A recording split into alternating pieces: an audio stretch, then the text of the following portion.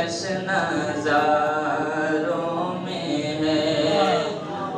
آپ نعت پاک پڑھتے وقت بہت رقم دیتے ہیں اور اس سے اچھی اچھی باتیں میں تقریر میں کہتا ہوں، اس میں آپ نہیں دیتے۔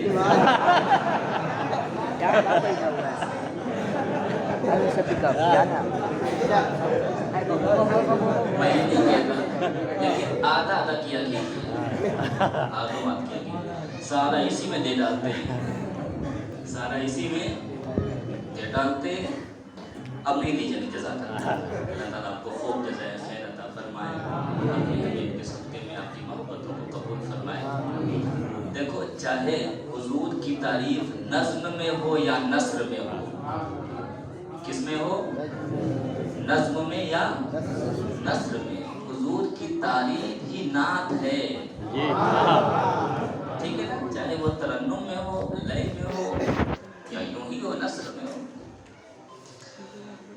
لیکن یہاں کا رواج ہے، بہرحال آپ کو الحمدللہ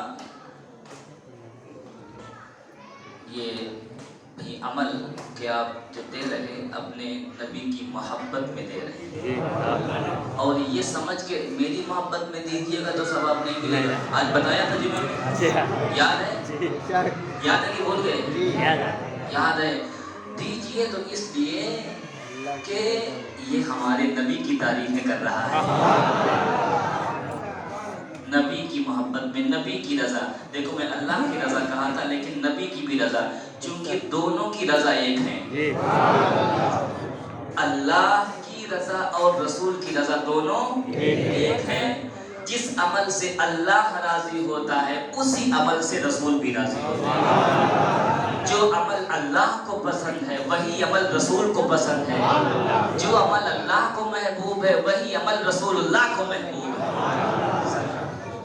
ذاتیں دونوں کی الگ ہیں، خواہشیں دونوں کی ایک ہیں۔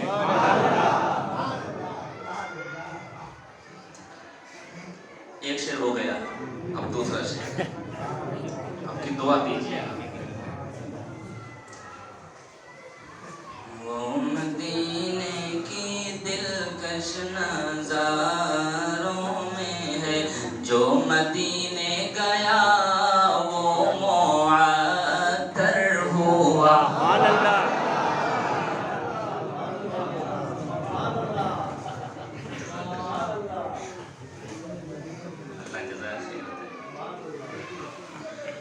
جو مدینے گیا وہ معطر ہوا، جو مدینے گیا وہ معطر ہوا، جو مدینے گیا،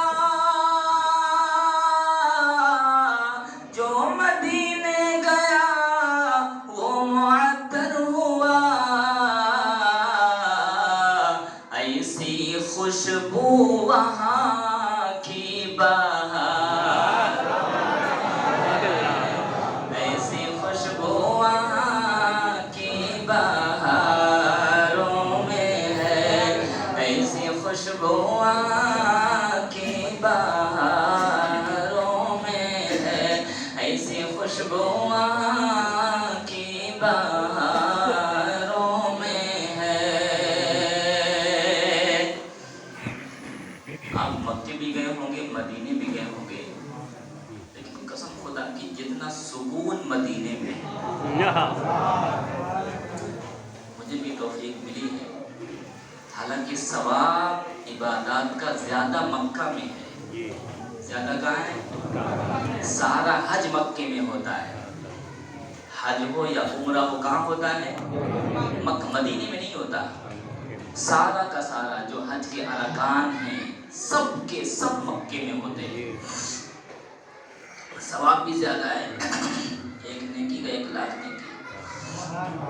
لیکن عزیزان ملت اسلامیہ،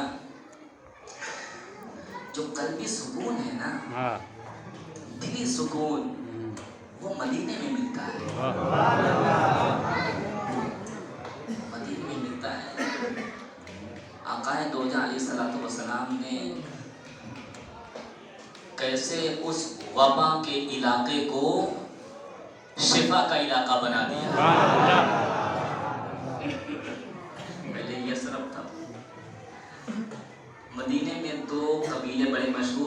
اوس اور خزرج کتابوں میں آتا ہے، یہ ہمیشہ لڑتے رہتے تھے، ہمیشہ جنگ ہوتی تھی. مصطفیٰ پہنچے ہیں، دونوں کو ایک کر دیا، ملا دیا. ہمیشہ کے لیے جو جنگ و جدال ہوتے تھے سب ختم. سکون ہے مدینے میں. پتہ چلا کہ سکون وہاں ہوتا ہے جہاں مصطفیٰ ہوتے ہیں.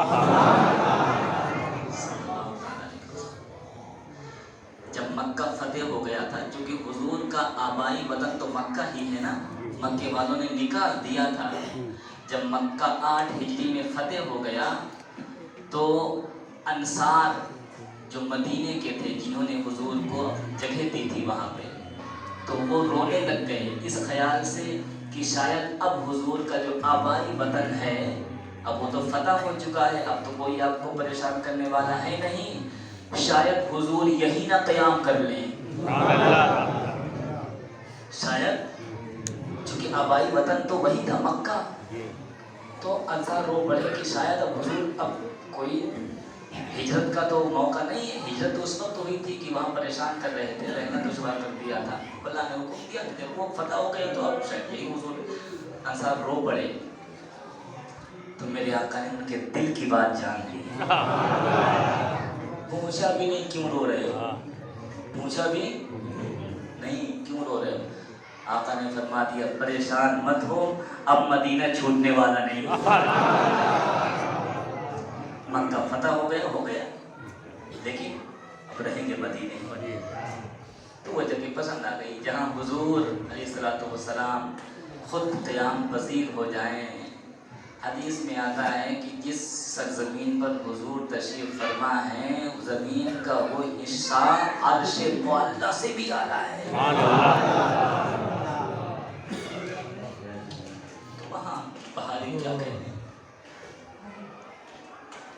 3 شعر ہو گئے، 2 شعر ہو گئے. دو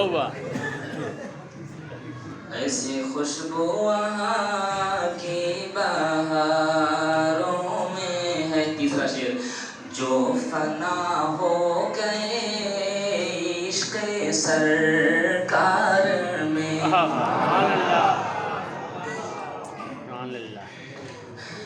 جو فنا ہو گئے، جو فنا ہو گئے عشق سرکار میں، جو فنا ہو گئے عشق سرکار میں. اب یہ شعر جو دے رہا ہوں، جو اگلا مصرع ہے وہ ہمارے عقیدے کی پختگی کر رہا ہے. جو فنا ہو گئے عشق سرکار میں، جو فنا ہو گئے عشق سرکار میں، نور ہی نور ان کے مزار. نور ہی نور ان کے مزاروں میں ہے، نور ہی نور ان کے مزاروں میں ہے، نور ہی نور ان کے مزاروں میں ہے، نور ہی نور ان کے مزاروں میں ہے.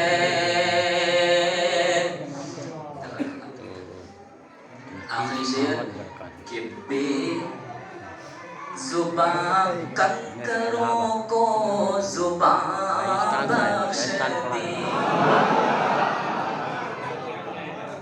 دیکھو حضرت عیسیٰ نے بھی زندہ کیا ہے مردوں کو، لیکن وہ انسانوں کو زندہ کیا ہے جو پہلے بولتے تھے، جن کے پاس پہلے زبان تھی.